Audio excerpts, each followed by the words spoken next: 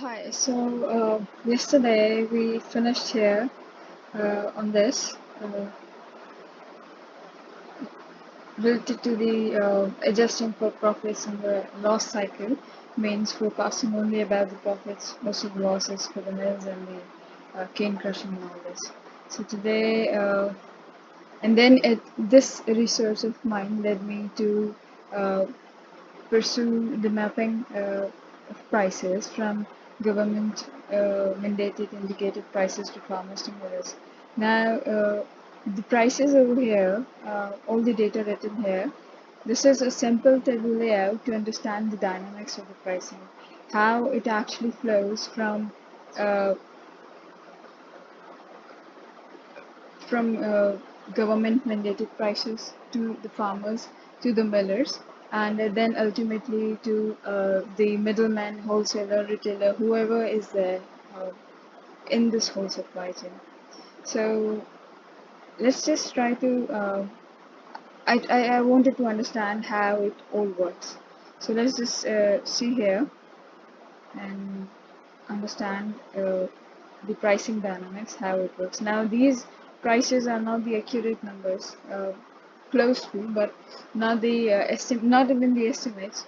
Uh, you can think of it as a sample data to understand what are the costs, what are the profits in this whole supply chain. So, assuming here, government has mandated prices of 475 PKR per 40 kg of sugarcane. That sugarcane, so per kg sugarcane price will cost 11.875 875 pesos. 11 rupees 875 pesos per kg cane. Now, one stick of cane is almost equivalent to 1 kg of cane, so we will consider that. Then you then there are farmers, and assuming the farmers produce 1,000 kgs of cane that we have written here, and for those 1,000 kgs of cane, their earning in PK in terms of PKR is almost 11,875. How, when you multiply per kg cane cost to the total cane kgs produced, so you get the total amount that the farmers get. So they produce 1,000 kgs of cane, farmers, and since the prices are set at 475 per 40 kg, so per kg of cane from this 475 came out around 11.87 875. So this you got by dividing 475 with 40 kgs of cane, and you got 11.875 price per kg of cane. When you multiply per kg of cane price with the total produce of the farmer sugar cane, you get 11,875. Now that is the total earning of the farmer based on the prices set by the government. Now this is to understand how the pricing mechanism flows from government mandated prices to the farmers, to the millers, and then wholesalers and all. So how it gets to the millers. Now here I've just highlighted in pink. They purchase sugarcane from the farmers at 11,875. The total price, with one that is the earning of the farmers, is the paying price of the millers. Then canes for okay. So let's say millers bought the cane now, 1,000 kg cane, and they bought from farmers at 11,875. Now, when they crushed the cane, so that 1,000 kg of cane produced 87 kgs of sugar. Now, 87 kgs of sugar, that means when you try to calculate what is the recovery percentage of this 87 kg of sugar from 1,000 kg of sugar cane, you find out the recovery percentage is 8.7%. That means from 1,000 kgs of sugar cane, 8.7% is the recovery rate of the sugar that is made from that cane. So and it's making 87 kgs of sugar in quantity. So when we calculate how many canes were required in producing 1 kg of sugar, so we find out almost 11.494, that means 11 sticks of cane, 11 kgs of cane, and a half kg further, let's say zero point 0.5. So that is the quantity of canes that required to produce that 1 kg of sugar from the total of 87 kgs of sugar. Then going forward, assuming the demand in the market for sugar consumption is 87 kgs, and the X milk price is set at, just for example, at 165. Now, what is the X milk price? X milk price is the delivery gate price. That means the price at which the mills sell to the middleman of the large buyers. Like from mills, it goes either to the large middleman or to the wholesaler directly or to the distributors. So that is the X milk price for per kg sugar. Now, assuming the mills sold that 87 kg of sugar at 14,355. How this price came, you multiply 87 with the 165. So this amount mills are going to pay to the middleman. That means to the either to the distributor, to the middleman, or the wholesalers. Then their profit is going to be 2,480 in all of this, for from 1,000 kg of cane that they purchased to the 87 kgs of sugar they produced and then sold it at 14,000. And this profit of 2,480, it also includes the cost of making the sugar of 87 kgs of sugar, and the taxes, perhaps they are going to taxes as well, of course, and all the expenses that they have to they had incurred, that includes in the cost. So that is the total profit made. So they purchased canes at 11,875, made sold at 14,355, and the profit was made 2,480. Now this is just for the understanding. The numbers can vary, and these are the small numbers, and in huge numbers the profits and the cost tends to appear larger. So to understand all this, we often tend to minimize them to the smallest number so that we can calculate and understand. So going forward, let's say now here farmers produce 1,000 kg of cane and they earn 11,875. Mills purchase that cane the same amount, but this time they produce a 90 kg of sugar cane, not the 87. Next time they produce 100 kg of sugar from that same amount of sugar cane that they purchased from the farmers at the same price. So sometimes they produce 87 kgs of sugar for the same quantity of cane purchase and for the same at the same price. Sometimes they produce 90 kg of sugar and sometimes they produce 100 kgs of sugar. Now, how is this varying? It varies depending on the sucrose, on the quality of the cane, and then the quantity. So let's say here it has produced 100 kgs of cane sugar from the 1,000 kgs of sugar cane. That means the quality of the cane, the variety of the cane was better, the mills were efficient, and therefore they were able to produce 100 kgs of sugar from only 10 kgs of cane. So they were of quality. So similarly, when they produced 90 kgs of sugar from 1,000 kgs of cane, and they required 11 canes, not the 10.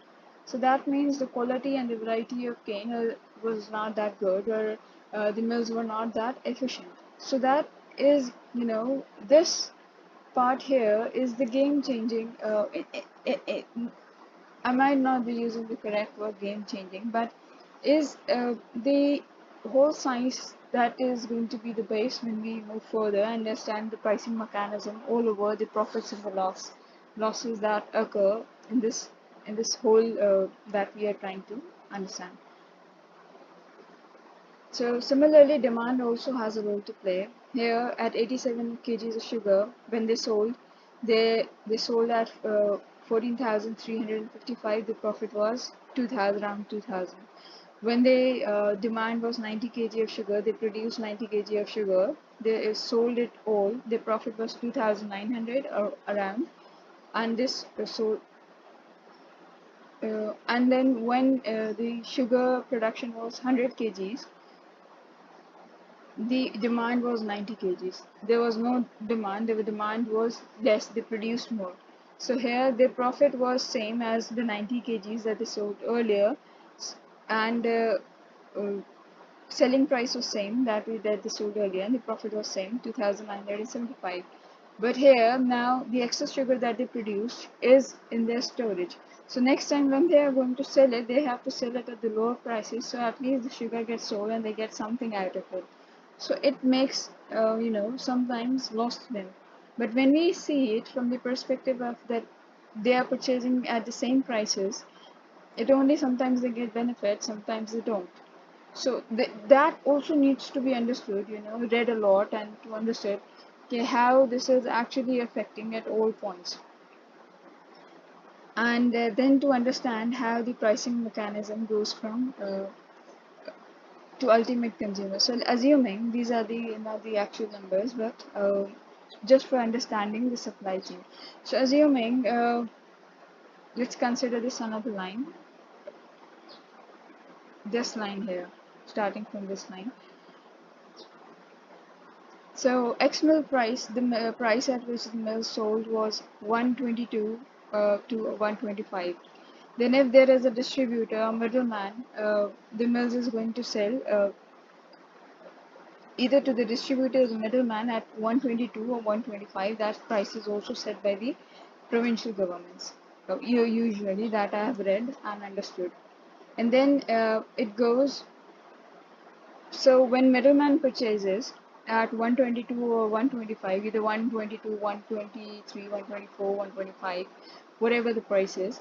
So assuming it purchased from mills at 122, there's this middleman.